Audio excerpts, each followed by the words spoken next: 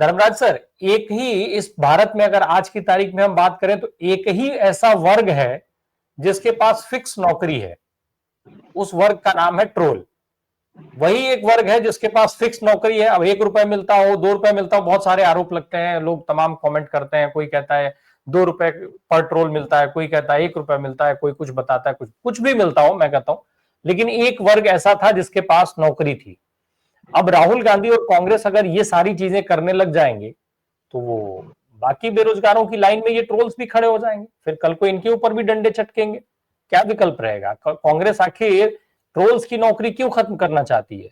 Bharatiya Janata party के प्रवक्ताओं को का विषय क्यों खत्म करना चाहती है? मुद्दे पर तो बात कर नहीं सकते, वो आंकड़े वो पेश नहीं कर सकते हैं क्योंकि अचीवमेंट के नाम पे जीरो है। धर्मराज सर, देखिए, बात ये है राम प्रकाश जी कि ये हरिशंकर जी ने जो बात अभी कही, मैं उससे इत्तेफाक रखता हूँ। इतनी जल्दी इनका रोजगार का अवसर समाप्त नहीं होगा, क्योंकि मुझे याद आ रहा था जो हमारे वित्त मंत्री है निर्मला सीतारमण जी, उनके पति जो है परकला प्रभाकर साहब, उन्होंने जो है दोबारा से ये बात कही है कि जिस एक बार पहले उन्होंने ये बात कही थी और ये दूसरी बार फिर से दोहराया है उस बात को कि इनके पास कोई आर्थिक दर्शन नहीं है, कोई विजन नहीं है, और इनका एक ही टूल है, वो टूल है सांप्रदायिक विभाजन, नफरत की राजनीति। तो इसलिए जो है ये राहुल गांधी की इस यात्रा के बाद भी और कुछ हमारे वरिष्ठ साथियों ने जिन चीजों का उदाहरण दिया, उससे ये साफ बात है कि वो इनमें भी कुछ ना कुछ अपना निकालेंगे, क्योंकि उसके अलावा उनके पास कोई विजन नहीं है। लेकिन प्रश्न ये उठता है कि भारत एक जनतांत्रिक देश है। मुझे याद है कि हमारे देश में जब विपक्ष की सरकारें हुआ करती थी, यहाँ तक कि अटल बिहारी वाजपेयी की जी की भी सब सरकारें रही या जनता पार्टी की सरकारें रही हो, देश के अंदर जो राजनीतिक पार्टियां हैं, उन राजनीतिक पार्टियों का अंतर्राष्ट्रीय स्तर पर अलग अलग देशों की अलग अलग राजनीतिक पार्टियों के साथ, अलग अलग देशों की सरकारों के साथ राजनीतिक संबंध रहे हैं। ये कोई नई बात नहीं है। और राहुल गांधी जो है वो कैबिनेट मिनिस्टर के दर्जा प्राप्त है, विपक्ष के नेता है, भारत की जो सबसे पुरानी राजनीतिक पार्टी है उसके नेता है। और उस नजरिए से अंतर्राष्ट्रीय स्तर पर जो है हर पार्टी का सरकारों के साथ भी आपसी संवाद विमर्श ये होता रहा है। यहां तक कि जब विदेश से भी कोई दूसरे राष्ट्राध्यक्ष भी आते हैं सरकारी तौर पर, तब भी जो है वो देश की जो है प्रमुख विपक्षी पार्टियां और दूसरे राजनीतिक दलों के साथ भी वो संवाद करते रहे। ये कोई नई बात नहीं। और इसलिए ये कहना कि ये बिना बताए चले जाते हैं, और ये इस बार तो बता दिया उन्होंने, घोषित रूप से बता दिया। और आप जो कह रहे हैं कि ये ट्रोलर जो है बेरोजगार हो जाएंगे, ऐसा नहीं है। मैं समझता हूं कि ये ट्रोलर जो है अब अभी, क्योंकि उनको मालूम है अंतर्राष्ट्रीय स्तर पर भाई ये वही सरकार है ना। आज सबसे बड़ा सवाल क्या है, इतनी बड़ी पहलगाम की घटना हुई, 26 निर्दोष लोग मारे गए, आपने ऑपरेशन सिंदूर किया, और उसके बाद जो है सेना के शौर्य को जो है आपने अपने व्यक्तिगत शौर्य के रूप में प्रचारित किया। प्रधानमंत्री यहां तक इस भाषा तक पहुंच गए कि मेरे मतलब पूरी तौर पर अवैज्ञानिक कि मेरे शरीर में जो है लहू नहीं, मेरे शरीर में जो है सिंदूर दौड़ता है। लेकिन अगर प्रधानमंत्री के शरीर में ऑपरेशन सिंदूर के बाद जो है लहू नहीं सिंदूर दौड़ रहा था, तब भी हकीकत क्या है? पूरी दुनिया के अंदर अगर अफगानिस्तान को छोड़ दिया जाए तो किसी और मुल्क ने भारत के ऑपरेशन सिंदूर के पक्ष में अपना बयान तक सार्वजनिक रूप से जारी नहीं किया। और हकीकत ये हो गई कि हमारे लिए ये परिस्थितियां बन गई कि वो भारतीय जनता पार्टी जो भारतीय जनता पार्टी कांग्रेस मुक्त भारत का नारा लगा रही थी, वो भारतीय जनता पार्टी जो कांग्रेस मुक्त भारत को जो है विपक्ष मुक्त भारत बनाने का नारा लगा रही थी, उसी भारतीय जनता पार्टी को, उसी नरेंद्र मोदी जी की सरकार को, उसी सर्वशक्तिमान चाणक्य महोदय अमित शाह जी के गृह मंत्री रहते हुए, जयशंकर जैसे विदेश मंत्री रहते हुए इस सरकार को विपक्ष के ऊपर ही निर्भरशील रहना पड़ा। और उन्होंने जो है सारे राजनीतिक दलों के मेंबर ऑफ पार्लियामेंट्स का टीम बनाया और पूरी दुनिया में जो है उनको भेजा ताकि वो जाएं और पाकिस्तान की करतूतों के बारे में जो है दुनिया को बताएं। तो ये किस बात का प्रमाण है कि इस सरकार का इतनी, हमारे प्रधानमंत्री की विश्व गुरु बनने के जो भी दावे हो, पूरी दुनिया के अंदर जितना उन्होंने सैर किया, हिंदुस्तान के तो अब तक किसी प्रधानमंत्री ने नहीं किया। उसके बावजूद जो है भारत का इतनी बड़ी आतंकी कार्रवाइयों के बावजूद पूरी दुनिया की स्तर पर ये जो विलगाव, इसके पहले हमने कभी नहीं देखा। और पूरे विपक्ष की एक टीम बनाकर जो है आपने पूरी दुनिया में जो है उनको भेजा, ताकि जो है पाकिस्तान के खिलाफ पूरी विश्व जनमत आप निर्मित नहीं कर पाए। आप जिसके मुक्ति का नारा लगा रहे थे, उन्हीं के भरोसे जो है पूरी दुनिया में आप पाकिस्तान को बेनकाब करने के लिए उनका उपयोग किए।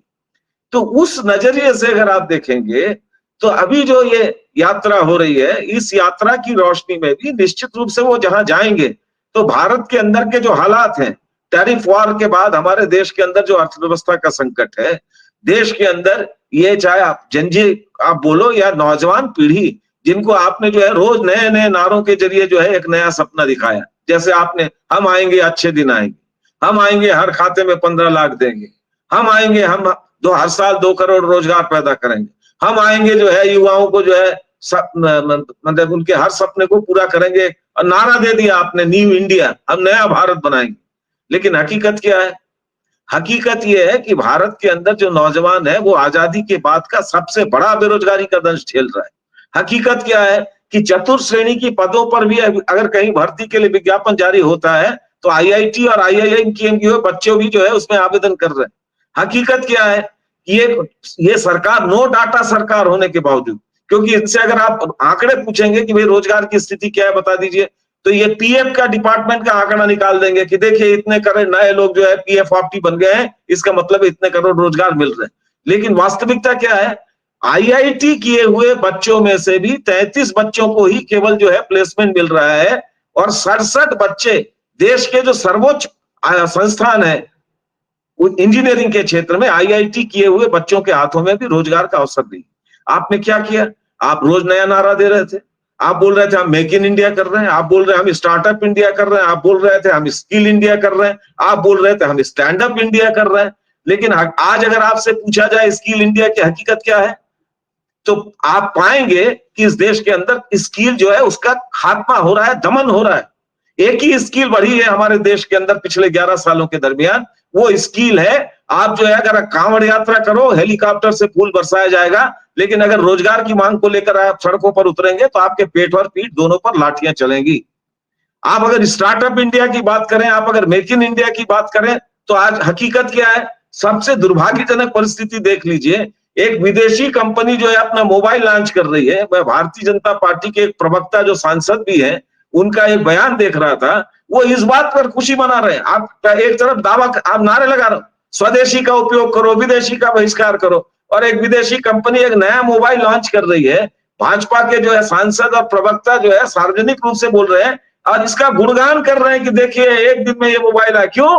क्योंकि ये नारंगी भगवा रंग का मोबाइल आ गया। इसका मतलब है पूरी दुनिया ने भगवा को स्वीकार कर लिया। अरे आप एक तरफ स्वदेशी का नारा लगा रहे हो, दूसरी तरफ विदेशी मोबाइल का प्रमोट कर रहे हो, और उसके साथ आइडेंटिफाई कर रहे हो नारंगी और भगवा लगा के अगर कोई भी सामान बेच सकते हो तो आप जो है उसको प्रमोट करोगे। तो स्टार्टअप इंडिया की हालत यह है कि वो आपका प्रोजेक्ट फेल हो गया। आप अगर स्टैंड अप इंडिया की बात करेंगे तो आप ये पाएंगे स्टैंड अप हो या स्टार्टअप हो, लोगों को नौकरी नहीं मिली, बल्कि बड़े पैमाने पर वहां से नौकरियों से लोगों को बाहर किया गया। और ये टैरिफ वॉर होने के बावजूद हम अब पूरी दुनिया में हम क्या देख रहे हैं कि भाई जिस तरीके से हमारे बच्चों को जिन्होंने डंकी रूट से जो है एक नए सपने बुनने के लिए अमेरिका गए, हथकड़ी लगाकर उनको जो है भारत डिपोर्ट कर दिया गया। अभी स्थिति क्या है? मतलब पहली बार मुझे ऐसा लगा कि हमारे देश के जो आईटी प्रोफेशनल्स हैं वो सबसे ज्यादा स्किल वर्कर्स हैं, उनको जो है उनके साथ जिस तरीके से अमेरिका ने व्यवहार किया H1B वीजा के नाम को लेकर, हमें ऐसा लगा आपाधापी में कोई अपने माँ बाप को छोड़कर जा रहा है, कोई माँ बाप को देखने के लिए आने वाला था जो है अपना यात्रा कैंसिल कर रहा है। एयरपोर्ट में अगर आप देखेंगे तो ऐसा लग रहा था माने हमारे देश की पूरी युवा आबादी को आपने गुलाम बना दिया। क्यों? क्योंकि यहाँ वो अवसर नहीं है उनके सामने। तो उस रूप में जब आप दुनिया में जाएंगे तो देश के अंदर की घरेलू ये जो हालात हैं, उन हालातों पर जब सवाल पूछे जाएंगे और राहुल गांधी जब उनकी वास्तविकताओं को जो है दुनिया के सामने अवगत कराएंगे, तो फिर वो यही कहेंगे कि ये देखिए हमारे देश के मामलों को लेकर आप जो है विदेश में जाकर देश को बदनाम करने की कोशिश कर रहे हैं। तो बात यह है, मैं समझता हूं अंतरराष्ट्रीय स्तर पर इस यात्रा को उस रूप में देखना चाहिए कि ये कोई असामान्य घटना नहीं है। हमारे देश के अंदर ये प्रक्रिया हमेशा से ही होती रही है, लेकिन भारतीय जनता पार्टी मतलब अब ये जो हमारे देश को जिस रूप में नियो फैसिज्म के तरीके से हमारी डेमोक्रेटिक वैल्यूज, इंस्टीट्यूशन, हमारे पूरी जनतांत्रिक प्रक्रिया पद्धति को जो सर्वनाश करने की कोशिश हो रही है, उस रोशनी में अंतर्राष्ट्रीय स्तर पर संवाद को भी जो बाधित करने, या राहुल गांधी हो या विपक्ष का कोई भी नेता अगर दुनिया में जाए और बातचीत करे, उसको भी जो है क्वेश्चन मार्क करने की कोशिश कर रहे जो की जाएगी, तो मैं समझता हूं ये हमारे देश के लोकतंत्र के लिए ही एक बहुत बड़ा सवाल है।